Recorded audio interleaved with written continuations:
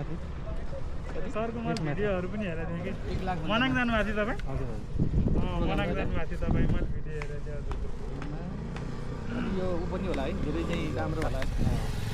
metal होइन के हो हल्का चाहिँ हल्का हो तर फुट्दैन यो तर यो रातिमा लाएर हिँड्यो त मान्छे तर्सिन्छ होला जति गरे पनि फुट्दैन जति गरे नि भन्दाखेरि त्यस्तो नर्मलहरूमा चाहिँ फुट्दैन बरु कुच्चिन्छ फुट्दैन